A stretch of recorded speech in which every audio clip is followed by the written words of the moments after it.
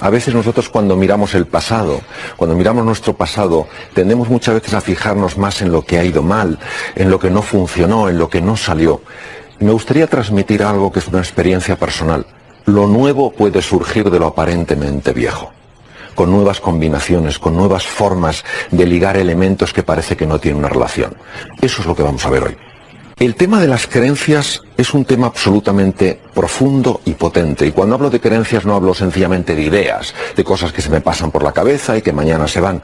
Hablo de cosas que vivo como certezas a nivel inconsciente. No me las cuestiono. Son así. ¿Para qué voy a darle vueltas a algo que es así? ¿Qué ocurriría si esto no fuera exactamente así? ¿Qué pasaría si aquello que nosotros queremos afecta a aquello que nosotros creamos? ¿Qué pasa o qué pasaría si yo pienso, tengo la certeza, la creencia profunda de que no puedo? ¿Tendrá esa creencia la capacidad de superar las capacidades naturales de mi cerebro y evitar que algo que yo podría lograr lo pueda lograr? Pues lo que nosotros sabemos desde el punto de vista científico es que es así. Es decir, las creencias tienen la capacidad de crear realidades en el ser humano. Nosotros, cuando vemos techos, tenemos muchas veces la sensación de que esos techos no se pueden romper. Y eso genera una sensación de indefensión, de pequeñez, de insignificancia. No puedo, no alcanzo. Lo que me gustaría es plantear la siguiente cuestión. ¿Qué pasaría si muchos de esos techos que para nosotros son de cemento, en realidad fueran techos de cristal? ¿Acaso, si fuéramos más conscientes de que lo que nos separa de otra realidad mucho más inspiradora, mucho más potente, es un techo de cristal, no haríamos el esfuerzo de romperlo? Pues lo que vamos a ver es de qué manera el ser humano puede transformar esos techos que ve de cemento en techos de cristal. Lo cual no quiere decir que el ser humano sea ilimitado, esto sería una prepotencia y una arrogancia. Quiere decir que el ser humano se limita a sí mismo mucho más de lo que él sabe que se está limitando. Y sé que no hay problema con el cerebro. El cerebro tiene una capacidad tan asombrosa de acercarse a la realidad, de conocer la realidad, de establecer relaciones causa-efecto. Pero ¿cuál es la misión del cerebro? La misión del cerebro fundamentalmente es una, ayudarnos a sobrevivir y adaptarnos. Y para eso, ¿qué tiene que ser capaz de lograr? Tiene que lograr eso que es ver posibilidades donde no son obvias. Por tanto, cualquier persona hoy en día, incluso una situación tan compleja como la actual, no podemos minimizar la seriedad del contexto en el que estamos. Cuando una persona no está viendo posibilidades, me gustaría plantearle que tal vez no esté dejando que su cerebro haga realmente su función. Los seres humanos, a través de la mente, podemos generar procesos que evitan que el cerebro funcione al nivel de sus verdaderas posibilidades. ¿Qué pasa? Que mientras yo no cambie mi capacidad de observar, mientras yo no sea un observador diferente de la realidad, mientras yo no mire de otra manera, ¿cómo voy a ver una realidad diferente?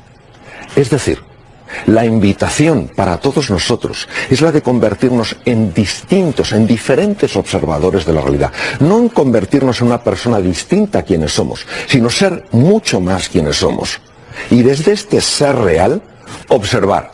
Ser observador distinto en la realidad es la posibilidad que todo ser humano tiene para encontrar oportunidades en espacios donde normalmente no las ve. Y esta transformación en el observador implica conocer un aspecto fundamental de la mente.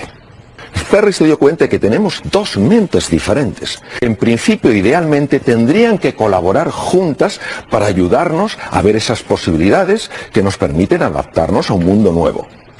¿Y si por algunas razones esas dos mentes, lejos de colaborar, muchas veces combatieran en un plano oculto del que yo no me estoy dando cuenta?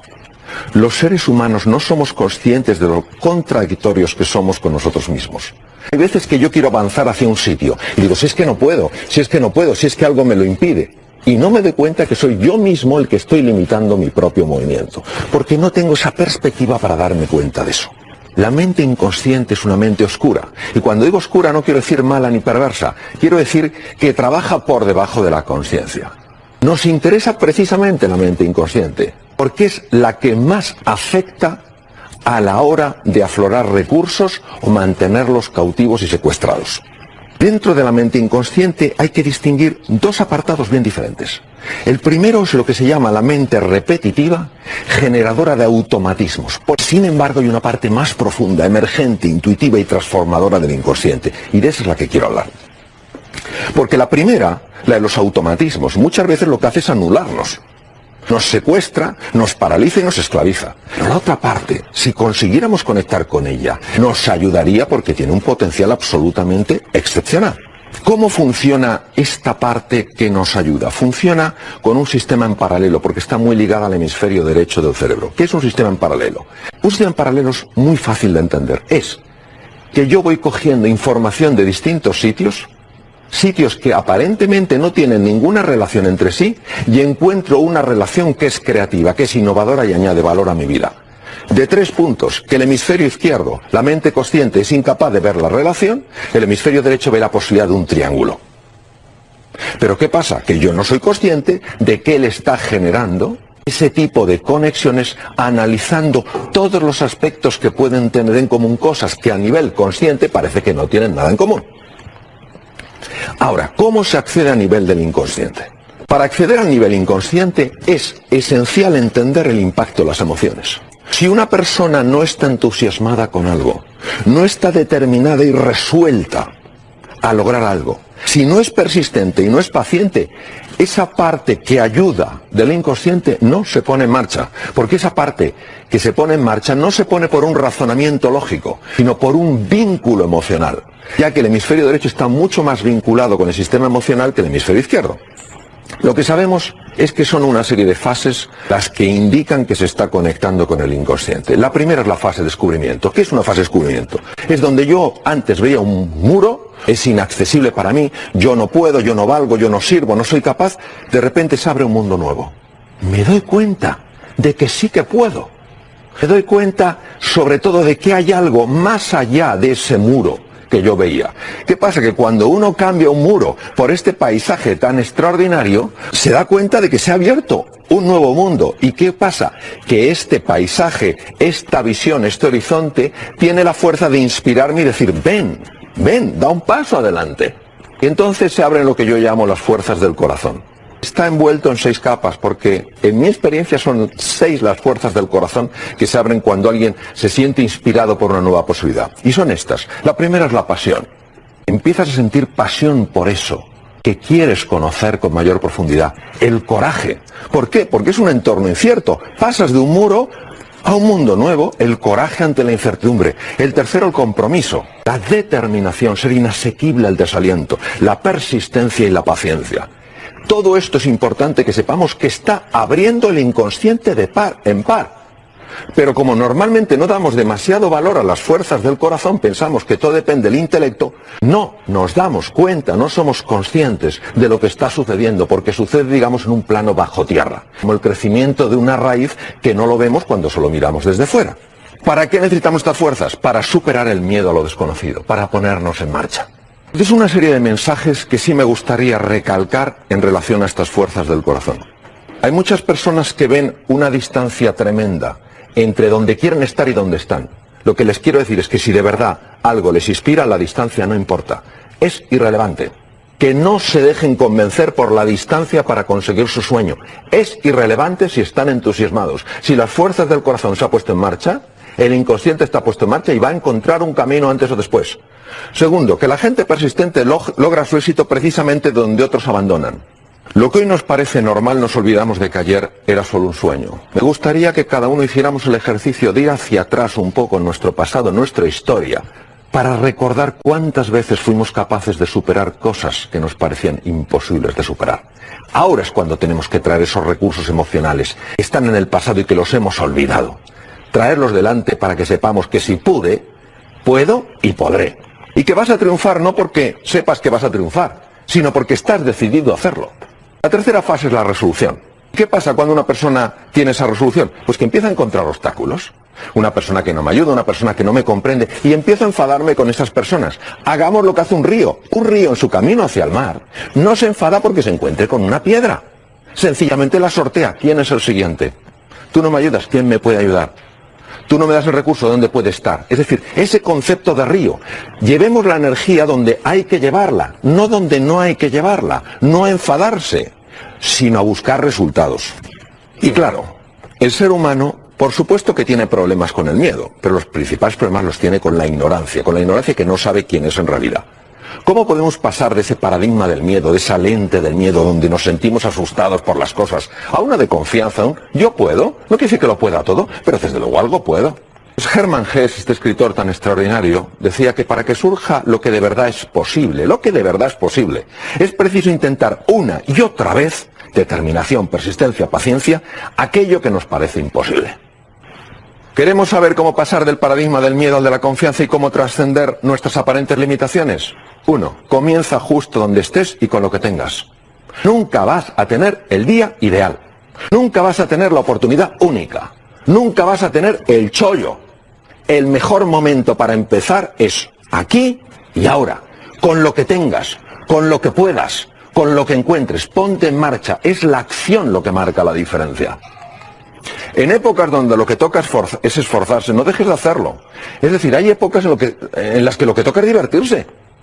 Claro que es más agradable, pero esta época lo que nos toca a todos es esforzarnos. 2 veces, 3 veces, 4 veces, 10 veces más que antes. Cuanto menos te asocies con cierto tipo de personas, más mejorará tu vida. Esto es un agujero negro, chupa la energía. Hay personas que no es que estén pasándolo mal, que eso es totalmente distinto, que estén en una situación... Hay personas que necesitan aspirar energía de los demás, son como agujeros negros. Mi sugerencia es mantenerse un poco alejados de ellos. Son seres tan válidos como los demás, pero siempre encontrarán razones para explicarnos por qué lo nuestro no va a funcionar. Sé valiente, aguanta y confía. Poco a poco aprenderás y cada vez lo harás mejor. El inconsciente se va abriendo. Vas aprendiendo sin darte cuenta. Vas ganando competencia, vas ganando dominancia. Que seamos sembradores de ilusión. En un momento donde tanta gente siembra desesperanza, lo que necesitamos es sembrar ilusión. Y además, tener cuidado. Cuando tengas una semilla de ilusión, no se la vayas a contar a la persona más negativa, porque lo que va a hacer probablemente es pisotearla. Cuéntasela a aquella persona que está también sedienta de ilusión, sedienta de ganas de crecer y evolucionar. Bueno, hay que tener en cuenta que las fuerzas negras, en el sentido, los agujeros negros, con esa capacidad de atracción, bueno, tienen eso, tiene una capacidad de atracción. Si vemos que una persona empieza a criticar a otra persona, veremos cómo enseguida empieza a generarse un corrillo. Es decir, no cabe duda que hay una parte en el ser humano que es atraída por esa negatividad. Y obviamente hay personas en distintos entornos que pueden utilizar esa fuerza para atraer a otras personas y luego manipularlas.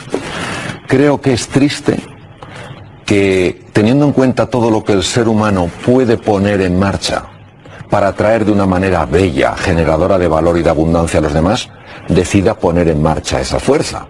Es decir, si la única manera que tenemos de relacionarnos con la realidad es buscar lo más sórdido, lo más dañino, lo más oscuro, creo que en el fondo y al final esa fuerza se volverá contra nosotros.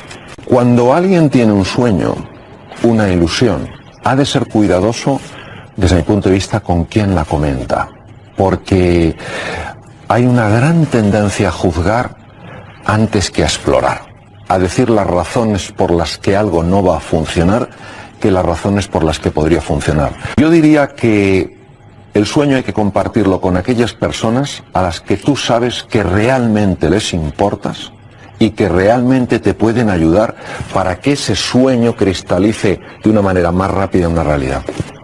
Que inventemos un futuro ilusionante y antes o después encontraremos un camino.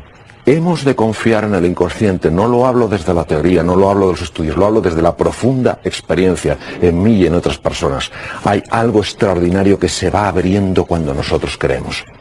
Aquí hay una frase curiosa, que es que no me cabe ni la más ligera duda de que cualquier hombre o mujer pueden alcanzar lo que yo he conseguido, siempre que realicen el mismo esfuerzo por cultivar la misma esperanza y fe. ¿Quién fue? Mahatma Gandhi. Y sí me gustaría finalizar con estas frases, con todo el cariño, toda la ilusión y todo el convencimiento de que en el interior del ser humano está todo lo que él necesita, ella necesita, para salir reforzado de cualquier situación que la vida les presente. Nadie puede hacernos cambiar. A ti, a mí, a nadie. Nadie puede evitar que cambiemos, aunque algunos lo quisieran. Nadie sabe realmente cómo hemos de cambiar. Solo nosotros. Los demás no. Ni siquiera tú mismo. Entonces, ¿cuándo lo sabré? Lo sabré cuando me ponga en marcha. Creo que cuando el ser humano cree que no tiene límites, puede caer en algo peligrosísimo, que es la soberbia, es la arrogancia. La mitología griega decía que cuando los dioses querían destruir a alguien, le llenaban de arrogancia y él solo se destruía. Entonces, esa sensación de que no hay ningún límite para el ser humano, yo no la comparto. Creo que sí tenemos límites, creo que hay que aceptarlos, creo que hay que comprender que la fragilidad es parte de nuestra existencia. Lo que también creo es que la mayor parte de las limitaciones que experimentamos no son limitaciones reales, son limitaciones mentales.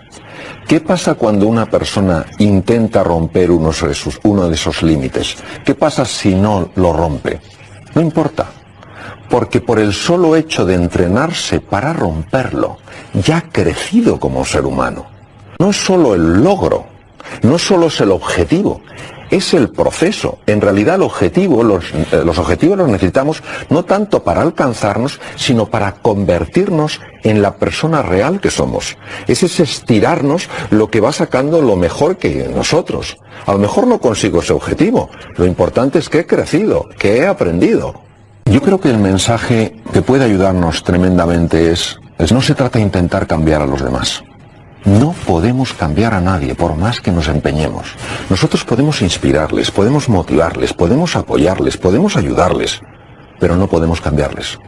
Lo único que podemos cambiar es a nosotros mismos. Es decir, ¿cómo voy a ir a esa reunión? ¿En qué conversaciones voy a entrar? ¿En conversaciones donde solo se critique y no se genere nada de valor? ¿O en conversaciones en las que veamos cómo tú y yo nos podemos ayudar? Es el trabajo interior, que por cierto es el más difícil, el que es más urgente hacer. Es decir, mucho menos tomar la posición de qué tiene que hacer esa persona a qué puedo hacer yo. Porque cuando una persona se dedica a buscar justificaciones y excusas, va a encontrar de todo tipo. Lo que no va a conseguir entonces son resultados. Entonces, mi mensaje, ilusionado y confiado, es: cada día atrévete a marcar, aunque sea una pequeña diferencia. Y por inspiración, los demás tal vez empiecen a hacer lo mismo. Y sencillamente, yo les diría que el cambio, la transformación, la reinvención es una invitación. Y si ellos no quieren seguir esa invitación, no hay que forzarles a que la cojan. Con el tiempo se darán cuenta de que tal vez era necesario que lo hubieran.